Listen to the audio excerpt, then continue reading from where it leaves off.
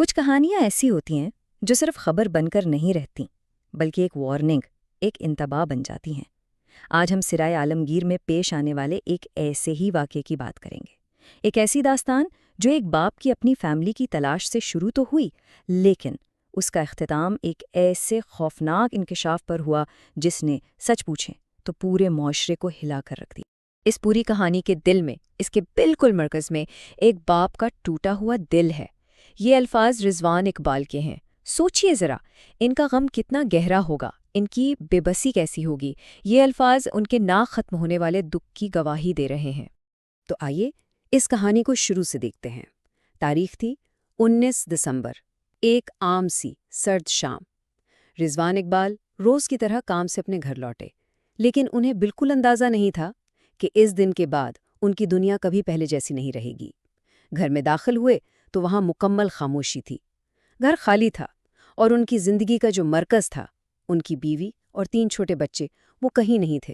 وقت گزر رہا تھا اور رضوان کا دل ڈوبتا جا رہا تھا۔ پتہ چلا کہ بیوی سدھرا تو صرف 1 گھنٹے کا کہہ کر شاپنگ پر گئی تھی، لیکن اب 5 گھنٹے گزر چکے تھے۔ اس کے دونوں فون بھی بند آ رہے تھے۔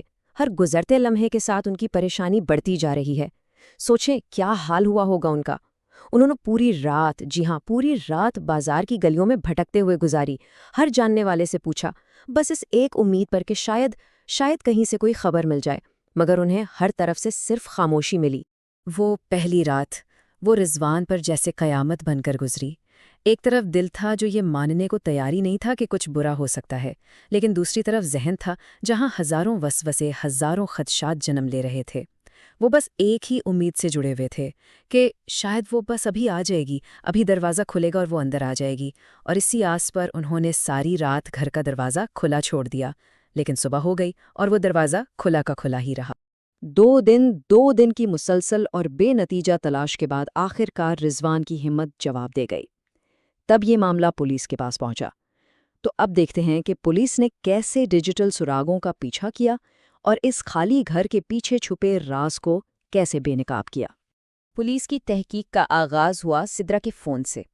جب اس کا ڈیٹا چیک کیا گیا تو ایک اہم سراغ ملا۔ فون کی آخری لوکیشن تھی بھمبر، یعنی پاکستان کے زیر انتظام کشمیر کا علاقہ۔ یہ ایک بہت بڑی پیش رفت تھی، لیکن ایک مسئلہ تھا۔ ملزمہ کو وہاں سے نکالنا آسان کام نہیں تھا۔ تو پولیس نے بڑی ہوشیاری سے ایک جال بچھایا اور سدرا کو کسی طرح واپس سرائے عالمگیر کے قریب آنے پر مجبور کیا، اور جیسے ہی وہ آئی اسے گرفتار کر لیا گیا۔ اور پھر سدرا کی گرفتاری ہی پولیس کو اس کہانی کے دوسرے اہم کردار بابر حسین تک لے گئی۔ تو اب دونوں ملزم پولیس کی حراست میں تو تھے، لیکن اصل سچائی وہ ابھی بھی جھوٹ کے کئی پردوں کے پیچھے چھپی ہوئی تھی۔ خاص طور پر سدرا نے تفتیش کرنے والوں کو بھٹکانے کی ہر ممکن کوشش کی، جس سے یہ پورا معاملہ اور بھی زیادہ پراسرار ہوتا جا رہا تھا۔ مگر پولیس کے لیے اور سب سے بڑھ کر رضوان کے لیے صرف ایک ہی سوال تھا جو سب سے بڑا اور سب سے تکلیف دہ تھا۔ 7 سال کی فجر، 4 سال کا حرم اور 2 سال کا ذکریہ، آخر وہ 3 معصوم بچے کہاں تھے؟ سدرا نے ایک کے بعد ایک متضاد بیانات کا ایک پورا جال بن دیا۔ وہ تفتیش کرنے والوں کو ایک جھوٹی امید دیتی رہی۔ کبھی کہتی کہ بچے گجرانوالہ میں رشتہ داروں کے پاس ہیں، بالکل محفوظ ہیں، تو کبھی دعویٰ کرتی کہ نہیں، اس نے تو انہیں راولپنڈی بھیج دیا ہے۔ صاف ظاہر تھا یہ سب صرف وقت حاصل کرنے کی کوششیں تھیں۔ لیکن جھوٹ کے پاؤں نہیں ہوتے۔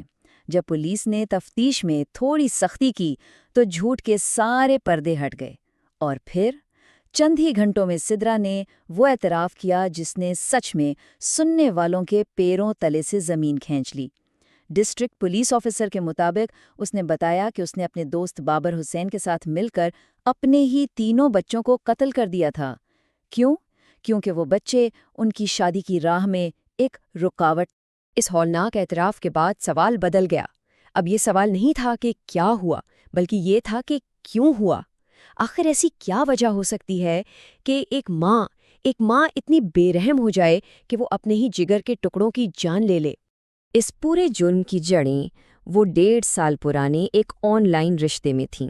سدرا اور بابر کی ملاقات سوشل میڈیا ایپ ٹک ٹاک پر ہوئی، اور یہ جو ڈیجیٹل دوستی تھی یہ آہستہ آہستہ ایک ایسے رشتے میں بدل گئی جس کی قیمت ان 3 معصوم بچوں نے اپنی جان دے کر چکائی۔ تفتیش سے جو تفصیلات سامنے آئیں وہ واقعی انتہائی سرد مہری کی کہانی سناتی ہیں۔ جب سدرا بچوں کو لے کر بابر کے پاس پہنچی تو اس نے صاف صاف کہہ دیا کہ بھئی وہ ان بچوں کی ذمہ داری نہیں اٹھا سکتا۔ اب سدرا کو یہ ڈر تھا کہ اگر وہ بچوں کو واپس چھوڑنے گئی تو ان کے رشتے کا سارا راز کھل جائے گا، اور بس اسی خود غرضی اور اسی خوف میں دونوں نے مل کر یہ فیصلہ کر لیا کہ اس رکاوٹ کو ہمیشہ کے لیے اپنے راستے سے ہٹا دیا جائے۔ آگے جو تفصیلات سامنے آئیں وہ روح کو لرزا دینے والی تھی۔ انہوں نے بچوں کو فروٹ چاٹ میں نیند کی گولیاں ملا کر کھلائیں، اور جب وہ معصوم گہری نیند میں چلے گئے تو ایک ایک کر کے ان کا گلا گھونٹ دیا گیا۔ یہاں پر بھی بس نہیں ہوا، اپنے جرم کے ثبوت مٹانے کے لیے وہ ان کی لاشوں کو ایک سنسان پہاڑی علاقے میں لے گئے، وہاں انہیں جلایا اور پھر دفن کر دی۔ تو ایک طرف مجرموں نے اپنے جرم کا اعتراف کر لیا تھا، لیکن دوسری طرف ایک باپ کی دنیا ہمیشہ کے لیے اندھیر ہو چکی تھی۔ چلیں ایک بار پھر رضوان اقبال کی طرف چلتے ہیں، اس شخص کی طرف جس کے لیے اب شاید زندگی کا کوئی مطلب ہی نہیں بچا تھا۔ رضوان، جیسا کہ انہوں نے خود بتایا، ایک بہت سادہ انسان تھے، اور ان کا ایک ہی بڑا خواب تھا۔ وہ چاہتے تھے کہ اپنے بچوں کو وہ اچھی تعلیم دیں جو وہ خود حاصل نہیں کر سکے۔ وہ دن رات محنت صرف اس لیے کر رہے تھے کہ ان کے بچے اچھے سے اچھے اسکولوں اور کالجوں میں پڑھیں، لیکن اب ان کے سارے خواب بالکل اپنے بچوں کی طرح راکھ ہو چکے تھے۔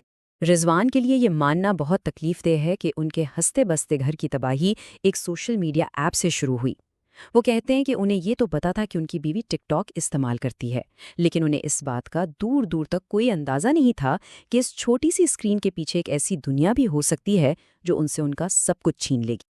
ہم اس پوری داستان کا اختتام رضوان اقبال کے اسی سوال پر کریں گے، ایک ایسا سوال جو آج بھی جیسے فضا میں گونج رہا ہے۔